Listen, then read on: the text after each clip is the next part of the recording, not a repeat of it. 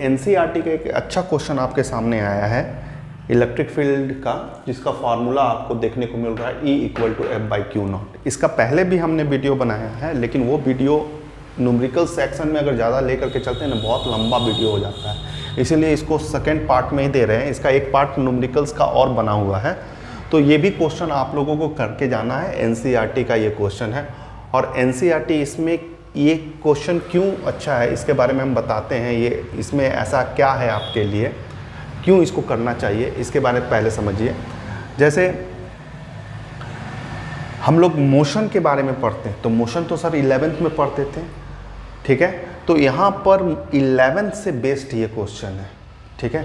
11th से based हम लोग 11th क्लास में क्या पढ़े थे, मोशन के बारे में पढ़े थे, यूनिफॉर्मली एक्सेलरेटेड मोशन। उससे जो जूनियर क्लास होता है जो कि यूनिफॉर्म मोशन होता है, जहाँ एक्सेलरेशन नहीं होता है, वो जूनियर क्लास में पढ़ाया जाता है, वो पढ़े। 11th क्लास में देखें तो दोनों तरह का, बहुत तरह का मोशन पढ़े। तो बाबू यहाँ पर भी आपको एक मोशन का ही पढ़ाई है। जैसे यहाँ पर कोई चार्ज पार्टिकल गया है, ठीक है ना, यहाँ पर जैसे चार्ज पार्टिकल मूव कर रहा है इस तरह से, कोई चार्ज पार्टिकल इस तरह से, यहाँ पर भी इस तरह से मोशन कर रहा है। इसका जो फिगर है, इसको देखने से साफ पता चल रहा है कि यहाँ तक अगर देखिएगा ये पैराबोलिक जैसा बन रहा है, और निकलने के बाद ये स्ट्रेट चला जाता है, ठीक है। तो यहाँ पर दो तरह का मोशन देखने को मिल रहा है। एक पैराबोलिक मोशन मिल रहा है, जिसे प्रोजेक्टाइल बोल सकते हैं, प्रोजेक्टाइल मोशन देखने को मिल रहा है, और उसके बाद लीनियर मोशन देखने को मिल रहा है। तो इसमें सबसे जो इम्पॉर्टेंट बात है ना, प्रोजेक्टाइल मोशन एक बहुत इंपॉर्टेंट टॉपिक हुआ करता था क्लास 11th में, बहुत important, motion in plane chapter में था। तो यहाँ पर भी क्लास 11th का सिचुएशन को क्रिएट किया गया है with the help of class 12 का ये चैप्टर लेकर के। इलेक्ट्रिक फील्ड को सेटअप करवाया गया, मोशन करने के लिए चार्ज पार्टिकल को दे दिया गया, ठीक है, क्लियर है। और यहाँ पर जो मोशन हुआ है वो क्लास 11th की तरह प्रोजेक्टाइल मोशन की तरह है। देखो थोड़ा सा याद दिलाते हैं, प्रोजेक्टाइल मोशन हुआ क्या करता था। जैसे प्रोजेक्टाइल मोशन, जैसे फुटबॉल को आपने हिट किया, प्रोजेक्ट किया, तो इस तरह से ये गिरता था। इस टाइप का मोशन को हम लोग प्रोजेक्टाइल मोशन बोलते थे, ठीक है। ये मोशन का खास बात क्या था, ये 2 डायमेंशनल मोशन होता है। प्रोजेक्टाइल मोशन में थोड़ा सा जानकारी आपको रखना है, 2 डायमेंशनल मोशन होता है, ठीक है। अलॉन्ग एक्स एक्सिस भी आपको देखने को मिलता है आपका मोशन, और वाई एक्सिस भी देखने को मिलता है। एक्स एक्सिस में जैसे यहाँ पर बॉल जो ऊंचाई पकड़ रहा है, देख रहे हो बॉल धीरे धीरे ऊंचा की ओर जा रहा है, तो वाई एक्सिस कवर अप हो रहा है, हाँ ठीक। वाई एक्सिस यहाँ कवर अप होने के साथ साथ ये एक्स एक्सिस को भी कवर अप कर रहा है, देख रहे हो, जिसे हॉरिजेंटल रेंज बोला जाता था, ठीक है। तो यहाँ पर जो प्रोजेक्टाइल मोशन है 2 डायमेंशनल मोशन होता है, जिसे मोशन इन प्लेन बोलते थे। तो यहाँ पर जो मोशन हो रहा है ना बच्चा, इस तरह का जो मोशन हो रहा है इससे अलोंग एक्स एक्सिस, उसे हम लोग यूनिफॉर्म मोशन बोलते हैं। क्या बोलते हैं? यूनिफॉर्म मोशन बोलते हैं, जहाँ पर एक्सेलरेशन आपका 0 होगा। अगर जब भी एक्सेलरेशन 0 होता है तो नॉर्मली हम लोग speed equal to distance by time, ये वाला फार्मूला से सारा क्वेश्चन बन जाता है। लेकिन अगर वाई एक्सिस को देखिएगा ना, वाई एक्सिस पर देखिएगा, जैसे ये बॉल ऊपर जा रहा है, तो यहाँ पर एक्सेलरेशन है, वो एक्सेलरेशन ड्यू टू ग्रेविटी है, वो अपना इम्पैक्ट दिखला रहा है। ये बॉल को पहले तो ऊपर की ओर जा रहा था, फिर धीरे धीरे करके उसको नीचे की लेकर के आया। ये ड्यू टू, ये किसके वजह से हुआ है? Acceleration due to gravity. मतलब यहाँ पर एक फोर्स है, ग्रेविटेशनल फोर्स, और उस ग्रेविटेशनल फोर्स के चलते कौन सा एक्सेलरेशन यहाँ पर आपको देखने को मिल रहा है? एक्सेलरेशन ड्यू टू ग्रेविटी, ठीक है, एक्सेलरेशन ड्यू टू ग्रेविटी। और ये ग्रेविटी इस बॉल को इस तरह से, कहना यह चाहते हैं कि वाई एक्सिस में आपका मोशन कैसा है? यूनिफॉर्मली एक्सेलरेटेड मोशन है, एक्सेलरेटेड मोशन है, ठीक है, जहाँ पर एक्सेलरेशन है। अब एक्सेलरेशन है तो क्या हो जाएगा? तब ये बहुत ये वाला टॉपिक हो जाएगा, v = u + at, s = ut + ½ at², v² - u² = 2s। इस पर क्वेश्चन बनता है, ठीक है। Acceleration due to gravity, acceleration एक बहुत बड़ा फैक्टर होता है। अगर एक्सेलरेशन है ना, तो मोशन कन्वर्ट हो जाता है यूनिफॉर्मली एक्सेलरेटेड मोशन में। आपका एक्सेलरेशन यूनिफॉर्म होना चाहिए। तो यहाँ अगर अगर एक्सेलरेशन यूनिफॉर्म है तो ये यूनिफॉर्मली एक्सेलरेटेड मोशन का क्वेश्चन है, और वहाँ पर तुमको final velocity, initial velocity, displacement, ये सब अगर निकालना है तो ये फार्मूला के हेल्प से निकालते हैं। तो सर ये सब सारा टॉपिक क्या है आपका 11th में था। इसी टॉपिक को हम लोग कवर अप करते हैं, मतलब ऐसा सिचुएशन क्रिएट कर देते हैं ना कि ये सिचुएशन फिर से क्लास 12th में आ जाता है। ठीक है, कैसे आता है देखिए, एक्सेलरेशन को लाना है। एक्सेलरेशन कैसे लाएं, तो ये दो प्लेट बैठा देते हैं। दो प्लेट बैठाने से हम क्या बोलते हैं, इलेक्ट्रिक फील्ड क्रिएट हो जाएगा। यहाँ से ये इलेक्ट्रिक फील्ड आपका क्रिएट हो गया, है कि नहीं। अगर इलेक्ट्रिक फील्ड क्रिएट हो गया तो अगर जहाँ इलेक्ट्रिक फील्ड है तो ज़रूरी है कि यहाँ पर फोर्स भी होगा। ठीक है, इलेक्ट्रिक फील्ड और फोर्स में ज़्यादा अंतर नहीं है, जितना ज़्यादा इलेक्ट्रिक फील्ड उतना ज़्यादा फोर्स। तो आपने यहाँ पर जो इलेक्ट्रिक फील्ड सेटअप किया है, इसके चलते इसके बीच में यहाँ पर क्या आ गया है, इलेक्ट्रिक फोर्स आ गया है। अब वो इलेक्ट्रिक फोर्स देखिए, आपका इलेक्ट्रिक फील्ड भी यूनिफॉर्म है तो फोर्स भी क्या है, यूनिफॉर्म है। और एक्सेलरेशन, अगर फोर्स है तो एक्सेलरेशन भी होगा, और वो एक्सेलरेशन कैसा होगा, यूनिफॉर्म होगा। ठीक है, कैसे होगा सर यहाँ पर फोर्स, देखो यहाँ इलेक्ट्रिक फोर्स है Fe, जिसका फॉर्मूला क्या है तुम्हारा EQ, क्या है EQ। फोर्स को क्या लिख सकते हो तुम, ma EQ, ठीक है, acceleration equal to EQ divided by m। तो ये एक्सेलरेशन यहाँ पर एक्ट कर रहा है। ठीक है, ये एक्सेलरेशन एक्ट कर रहा है। तो क्या सर इसमें जो चार्ज पार्टिकल मूव कर रहा है ये यूनिफॉर्मली एक्सेलरेटेड मोशन है, एकदम है।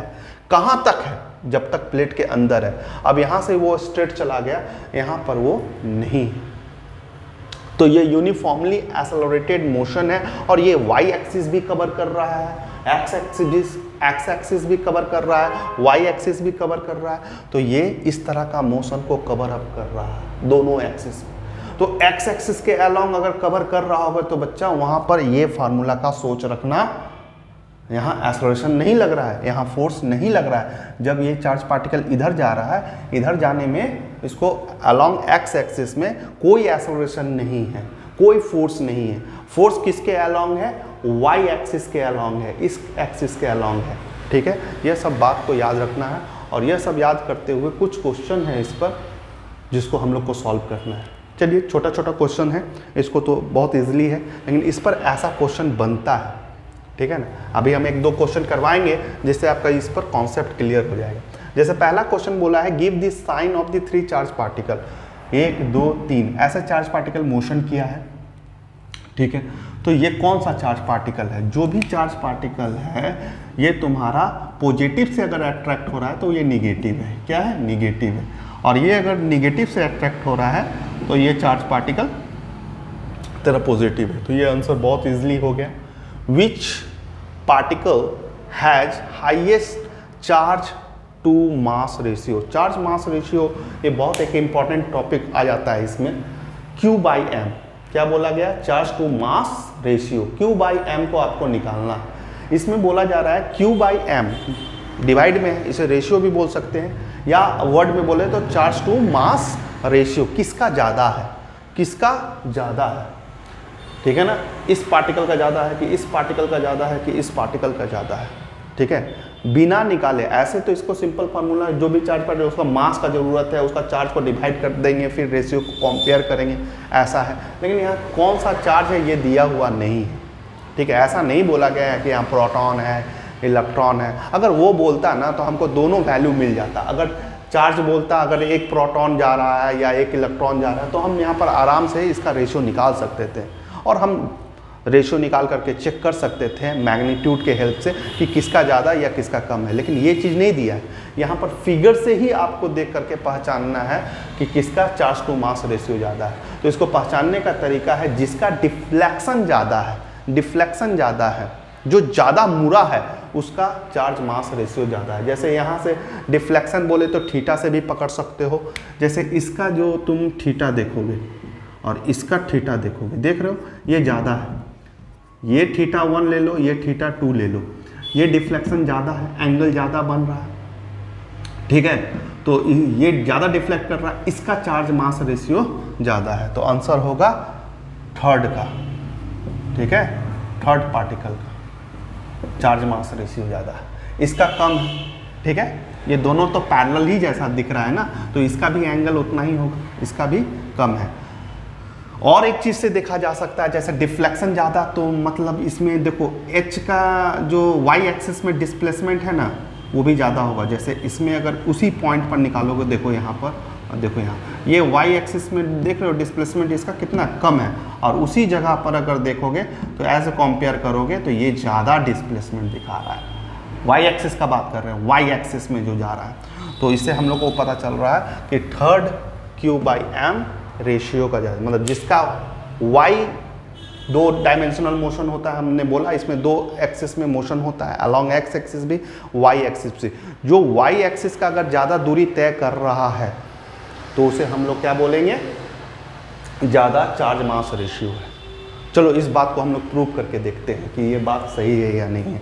थोड़ा जगह बनाना होगा, y से रिलेटेड है, x से रिलेटेड नहीं है, तो हम S = ut + half AT²। Sir आप ये फार्मूला लगा सकते हैं? हाँ लगा सकते हैं, ये यूनिफॉर्मली एक्सेलरेटेड मोशन का ही क्वेश्चन है। कैसे है सर? इसमें एक्सेलरेशन, हाँ इलेक्ट्रिक फील्ड सेटअप कर रहे हो, इलेक्ट्रिक फील्ड सेटअप करने से यूनिफॉर्म फोर्स भी आ रहा है, और यूनिफॉर्म फोर्स है तो वहाँ एक्सेलरेशन है ही। वो एक्सेलरेशन कितना है, EQ/m, निकाल भी सकते हो, ठीक है। तो ये एक्सेलरेशन है आपका। तो y एक्सिस का बात कर रहे हैं तो y लिख देते हैं UYT + हाफ AYT², ठीक है। तो यहाँ पर y आपको जैसे यहाँ पर ले लो, तो इसे हम h मान लेते हैं, y डिस्टेंस को हम क्या मान लेते हैं, h मान लेते हैं। uy आपका कितना है, आपने चार्ज पार्टिकल को तो सीधा फेंका था ना, आप यहाँ चार्ज पार्टिकल को कैसे मूव करवाए थे, एकदम सीधा along x axis, along x axis. तो यहाँ ux है, uy नहीं है, ux है। अगर uy का बात करोगे तो वो तो 0 है, तो वो 0 है, इंटू t है प्लस हाफ है। अब अच्छा एक्सेलरेशन तो है, ay एक्सेलरेशन है, कितना है, e है, q है, m है, t² है, ठीक है। ये पार्ट आपका 0 हो जाएगा, तो h = EQ/2m t², ठीक है। ये फॉर्मूला आया। तो इस इक्वेशन से साफ पता चल रहा है, जैसे आपको Q/m के बारे में पूछा जा रहा है तो h ले लीजिए, 2 कांस्टेंट है, E कांस्टेंट है, यूनिफॉर्म इलेक्ट्रिक फील्ड है, मास कांस्टेंट, इसके बारे में तो पूछा ही जा रहा है। तो h is directly proportional to Q/m नहीं लिख सकते, देखो सब ऊपर है, ठीक है ना। तो इससे साफ पता चल रहा है कि जैसे जैसे समय आपका इंक्रीज होगा तो Q/m रेशियो हाइट से अगर कंपेयर करते हो तो डायरेक्टली प्रोपोर्शनल है। तो जितना ज़्यादा हाइट बढ़ेगा उतना ये रेशियो भी बढ़ेगा, डायरेक्टली प्रोपोर्शनल है, ठीक है। तो वही चीज़ हम यहाँ पर आपको बताना चाह रहे थे कि इसको देख करके भी आप पहचान सकते हैं। जैसे इसका हाइट, और देखिए ये जैसे जैसे आगे की ओर समय के साथ बढ़ेगा तो इसका हाइट बढ़ता जाएगा। तो हाइट सबसे ज़्यादा किसका y एक्सिस में डिस्प्लेसमेंट हो रहा है उसको देखिए, उससे आपको Q/m पता चल जाएगा कि किस 1 का, कि 2 का, कि 3 का, किसका Q/m रेशियो ज़्यादा है। तो इसका आंसर होता है किसका ज़्यादा है, थर्ड चार्ज पार्टिकल का ज़्यादा है। तो ये क्वेश्चन आपको समझ में आ गया। दूसरा क्वेश्चन भी, you are given initial velocity v0, जो हमने ux मान लिया है, इनिशियल वेलोसिटी क्या है तुम्हारा v0 है, और uy, अगर इनिशियल वेलोसिटी अगर आप y एक्सिस में अगर देखने का बात करेंगे तो वो याद रखिएगा 0 है। Initial velocity along x axis है, अच्छी बात है। You are given a initial velocity v0, तो vx = ही v0 हो सकता है, अगर नहीं u वाला u से लो इनिशियल वेलोसिटी, और uy का अगर बात किया जाएगा वो 0 होगा, ठीक है ना। देखो सारा चार्ज पार्टिकल सीधा जा रहा, सीधा जा रहा। आगे बढ़ते हैं। Of a beam particle and the length of the capacitor, इसे हम बोलते हैं, ये सेटअप को कैपेसिटर भी बोला जा सकता है। तो यहाँ से यहाँ तक लेंथ है जो कि एक डिस्प्लेसमेंट की तरह काम कर रहा है, ठीक है, जिसे एस भी मान सकते हैं, एस भी मान सकते हैं, अच्छी बात है। कैपेसिटर, फाइंड Q/m, तो यहाँ पर Q/m आपको मतलब वही चार्ज टू मास रेशियो निकालने के लिए बोला गया है, ठीक है। थोड़ा जगह साफ कर लेते हैं, वही ठीक है। इसको कैसे निकालेंगे, वही फार्मूला लेंगे, S = ut + हाफ AT², ठीक। तो ये तभी निकलेगा जब वाई एक्सिस में रहेगा, ठीक है ना। तो यहाँ पर वाई एक्सिस डिस्प्लेसमेंट आपका कितना है, h है, ठीक है। u Y T plus half a Y T square, जो अभी हमने यूज़ किया था वहाँ पर, तो h हो गया। u वाई तो आपका है नहीं, ये इनिशियल वेलोसिटी कोई काम में नहीं आएगा। t प्लस हाफ, एक्सेलरेशन कितना होता है, e q by M T square, तो h equal to E Q by 2m, ठीक है। अब टी स्क्वायर, टी के जगह पर क्या बैठाएंगे, टी यहाँ पर तुमको दिया हुआ है, देखो यहाँ पर दोनों कंबाइंड इक्वेशन मोशन है, कंबाइंड मोशन है, along x axis horizontal motion और वर्टिकल मोशन वाई एक्सिस के अलोंग, दोनों कंबाइंड मोशन है, दोनों एक साथ हो रहा है। तो दोनों के लिए एक चीज बहुत कॉमन होगा, एक चीज कॉमन होगा, उसका नाम है टाइम, ठीक है। टाइम अलोंग एक्स एक्सिस देखो या अलोंग वाई एक्सिस देखो, दोनों का टाइम आपका सेम ही होगा। जितना समय एक्स एक्सिस के लिए लग रहा है उतना ही समय में वो वाई एक्सिस को भी कवर कर रहा है। तो यहाँ पर अलोंग एक्स एक्सिस का टाइम, अलोंग वाई एक्सिस का टाइम, दोनों आपका क्या है, सेम है। तो इधर आप कैसे टाइम को कैसे निकालोगे, टाइम को निकालने के लिए आप एक्स एक्सिस वाला फैक्टर को ले, जैसे एक्स एक्सिस में आपको दिया हुआ है, और एक्स एक्सिस के अलोंग आपको जो भी चीज़ लेना है यूनिफॉर्म मोशन में ले सकते हैं, यूनिफॉर्म मोशन ले सकते हैं। क्यों, एक्स एक्सिस के अलोंग एक्सेलरेशन कितना होता है, 0 होता है।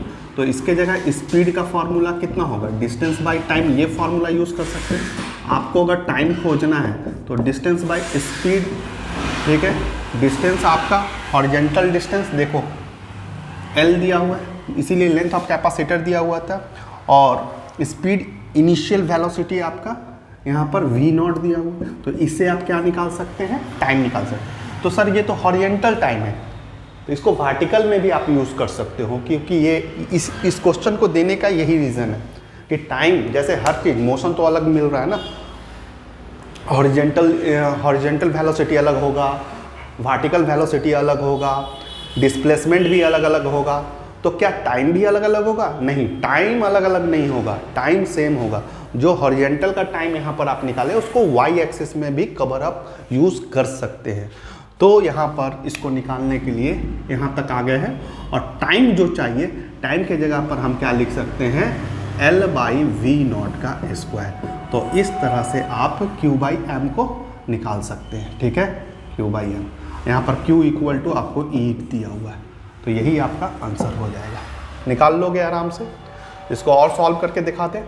2h v0 का स्क्वायर, ये इनिशियल वेलोसिटी है, और 2h हो गया, 2h हो गया, v0 का स्क्वायर हो गया, divided by E L square, ठीक है, equal to E by M.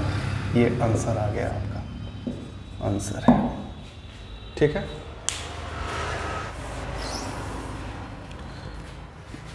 एक ऑब्जेक्टिव क्वेश्चन टाइप का है, इसमें कौन सा ऑप्शन सही है आपको करना है, ठीक है।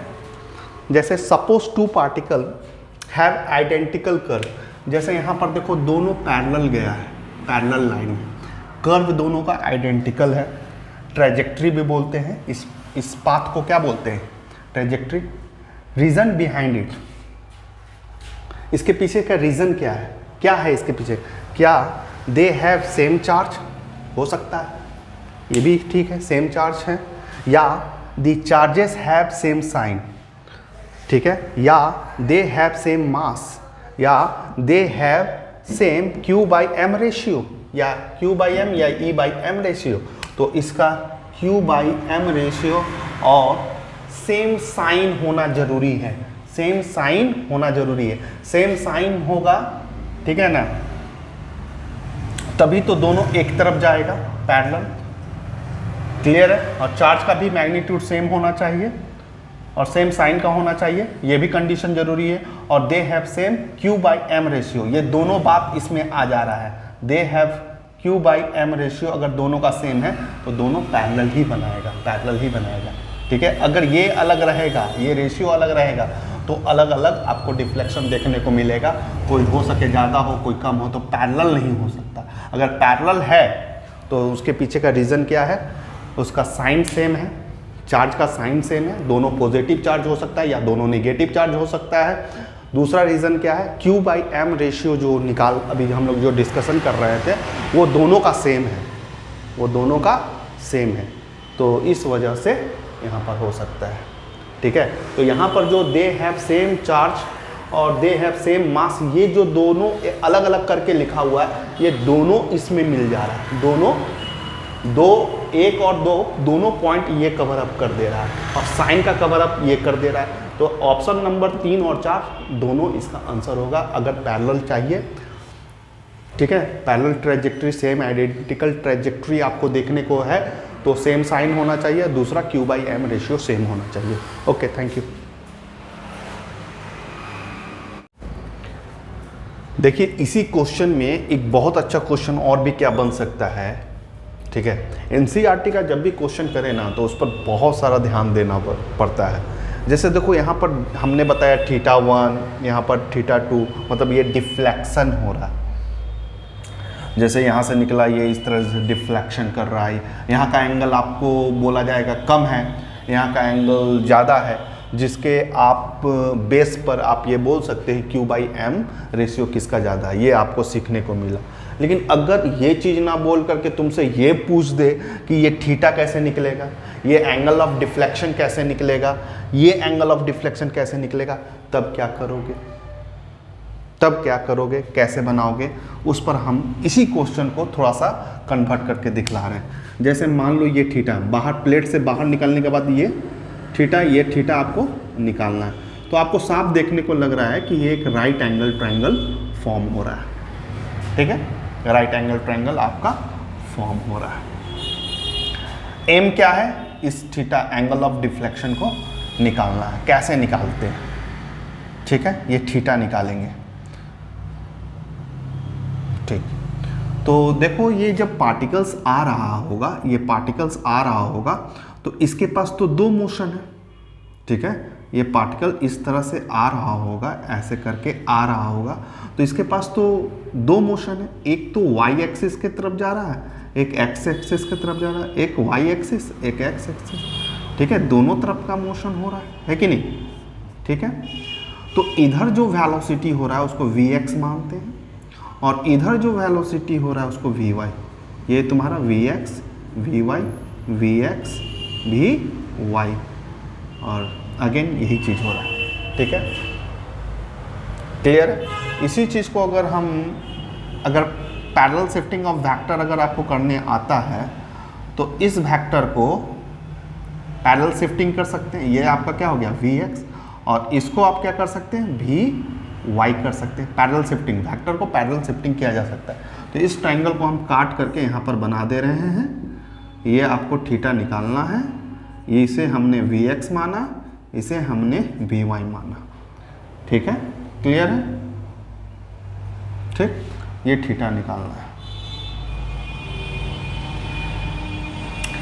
तो अगर ये वाला दोनों वैल्यू पता चल जाए ना तो 10 क्लास से ही निकाल सकते हैं। जैसे ये P है, ये B है, तो P/B से, परपेंडिकुलर बाय बेस से कौन सा आइडेंटिटीज बनता है, साइन थीटा बनता है कि कॉस थीटा कि टेन थीटा। आपका आंसर होगा सर टेन थीटा बनता है P/B से।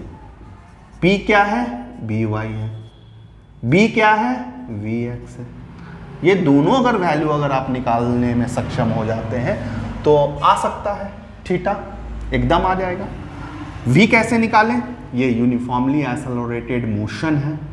ठीक है, तो कौन सा भी सर, आपको वेलोसिटी तो दोनों वेलोसिटी पर ध्यान देना होगा ना। तो अगर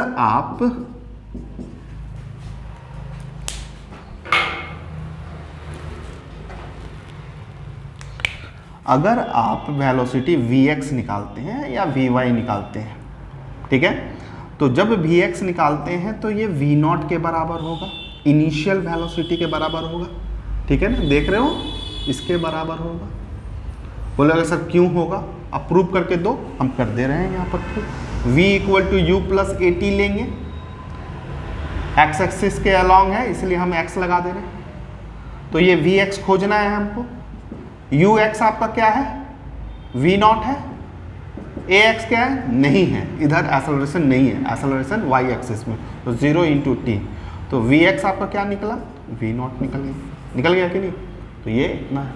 ठीक इसी तरह से हम वी वाई निकालना चाहते हैं, तो वी वाई कितना होगा, तो यही बतलाएगा u + at। Y Y Y लगाएंगे यहाँ पर, तो वी वाई u नहीं होगा, u नहीं होगा, इनिशियल वेलोसिटी वाई एक्सिस के अलॉन्ग नहीं है, एक्सेलरेशन है, एक्सेलरेशन है,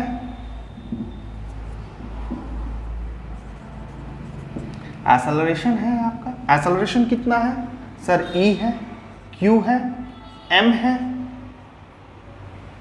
इंटू t है। सर टाइम कहाँ से निकालेंगे, देखो टाइम निकालने का बाद कैपेसिटर का लेंथ और इनिशियल वैल्यू। सर ये तो हॉरिजॉन्टल टाइम है, कोई दिक्कत नहीं है, टाइम दोनों के लिए सेम होगा, ठीक है।